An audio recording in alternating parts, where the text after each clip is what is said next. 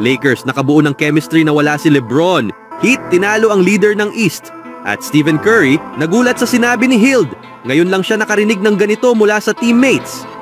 Ngunit bago ang lahat, kung gusto nyo ng matibay na running shoes, New Marathon Sneakers, mabibili lamang sa halagang 2,100 pesos. I-click lamang ang link sa comment section. Matapos ang isang mahirap na road trip kung saan natalo sila sa 3 sa 4 na laro, bumalik ang Los Angeles Lakers sa kanilang home court at hinarap ang Portland Trail Blazers nitong Lunes ng araw.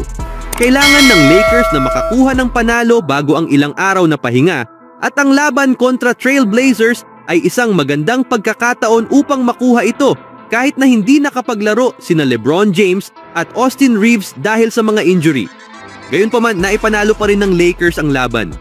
Si Anthony Davis ang unang nakascore sa laro. Ngunit nagsimula ng mainit ang Trail Blazers na may 6 na kalamangan matapos ang 2 sunod na 3-pointers. Sumagot naman si Davis sa pamamagitan ng 3 sunod na baskets upang maitabla ang score. Mula doon ay nanlamig ang opensa ng Lakers dahil nahirapan ang ibang player na makakuha ng score maliban kay Davis. Dahil dito, nagtapos ang first quarter na pabor sa Trail Blazers. Si Davis ay may 14 na puntos mula sa 22 kabuuang puntos ng team. Dahil marami ang hindi makalaro, nag-debut ang rookie ng Lakers sa season na ito at nakuha ang unang points ng kanyang career sa pamamagitan ng isang 3-pointer sa pagsisimula ng second quarter. Mula doon, nagkaroon ng run ang Lakers habang uminit mula sa labas si Rui Hachimura upang mabawi ang kalamangan. Nagsimulang maging agresibo si Hachimura at ilang beses na umatake sa rim upang palawakin ang kanilang kalamangan.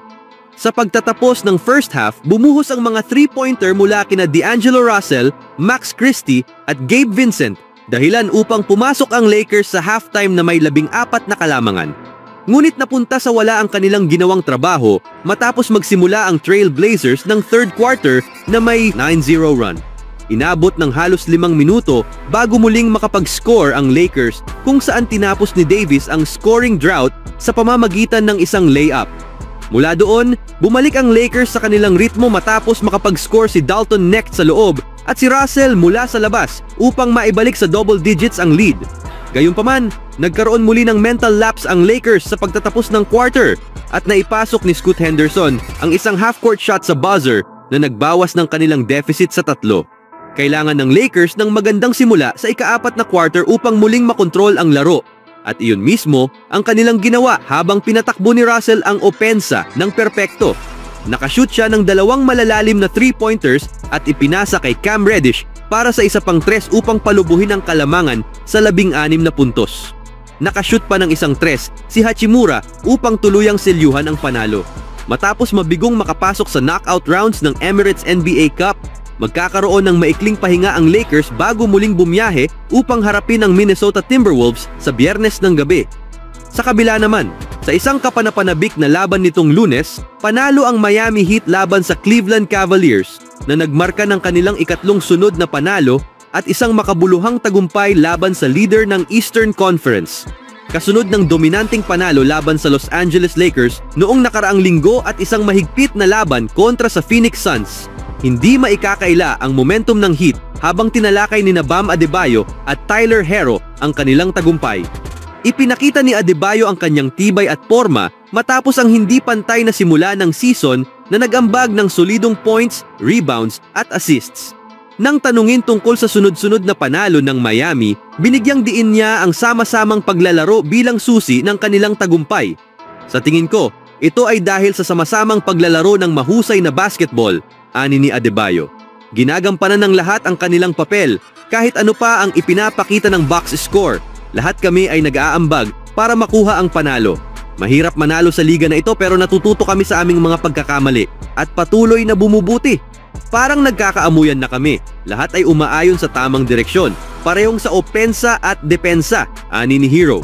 Umiikot ang bola at lahat ay gumagawa ng matatalinong galaw. Ang mahalaga ay bumuo kami ng winning habits habang naghahanda para sa mga susunod na buwan. Samantala, pinuri ni Heat head coach Erik Spoelstra ang kanilang panalo laban sa Cavaliers. Ngunit piniling iwasan ang ideya na ito ay isang statement win.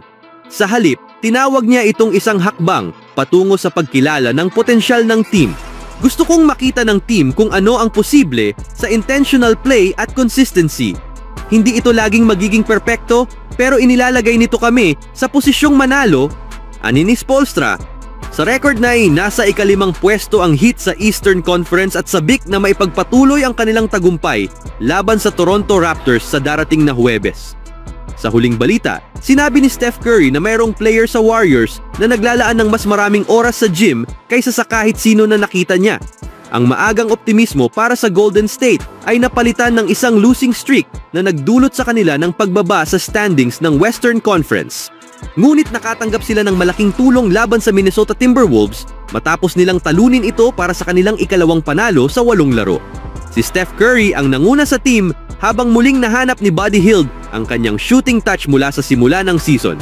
Nagpatuloy ang pag-angat ni Jonathan Kuminga sa susunod na level at bigla muling bumalik ang kumpiyansa at momentum sa Bay Area team. Nagbigay si Curry ng mataas na papuri para sa isa sa kanyang mga kasamahan matapos ang laro na nagpatibay na ang vibes sa team ay bumalik. Kaya kapag nagsalita si Curry tungkol sa isang kasamahan na mas mahusay sa isang bagay kaysa sa sinuman na nakita niya, tiyak na mapapaturn ang mga ulo ng mga tao at magtatanong. Ang papuring ito ay inilaan para kay Buddy Hield na mainit mula sa malayo, nagtala ng 7 of 13 from 3-point range at bawat isa sa mga iyon ay mahalaga sa kanilang 8 kalamangan na panalo. Nagdagdag pa siya ng 3 steals upang kumpletuhin ang kanyang all-around na matagumpay na laro at pinuri siya ni Curry. Sinabi ni Curry, "Siguro mas maraming oras siyang naglalaan sa gym kaysa sa kahit sino na nakita ko. Ang approach niya, nagdadala siya ng saya sa locker room. Kahit saan kami, maririnig mo siya. Ang trabaho na inilaan niya. Narinig ko siyang sinabi na hindi siya aalis sa gym hanggang sa maramdaman niyang okay na. Kaya kung nasa mahirap na stretch siya, alam mong maglalagay pa siya ng mas maraming oras upang makalabas doon." Ipinahayag din ni Hield ang mga sentimyentong ito pagkatapos ng laro na nagsabing bilang isang shooter, hindi siya nawawalan ng kumpiyansa kahit na dumadaan siya sa mahirap na panahon. Sa Draymond Green at Steph Curry, mayroong dalawang napatunayan ng clutch contributors ang Warriors. At alam ni Steve Kerr kung ano ang makukuha niya mula sa kanila kapag kinakailangan. Ito ay nakikita sa kanilang kamakailang losing streak kung saan hindi makapagpatuloy ang team dahil sa ilang mga player na hindi makalaro. Ang Warriors team ay may napakagandang depth, ngunit ang kabilang bahagi ng argumento ay wala silang malinaw na mga stars maliban sa pairing ni Curry at Green. At kahit sa iyon, si Green ay maaaring mag-iba ang laro, mainit o malamig. Kung at kapag nangyari iyon, kakailanganin nilang mag-step up si Hield at patunayan ang kanyang sarili bilang tunay na pangatlong opsyon. Ang kanyang attitude ay tamang-tama at si Curry ay isang fans na. Ano ang masasabi niyo mga kaibigan? On my own, so I gotta get through it. And the only thing I know is to love what I'm doing. Never give up, never slow, till I finally prove it. Never listen to the no's, I just wanna keep moving. Keep my head up when I act, head up, that's a fact. Never looking back, I'ma keep myself on track.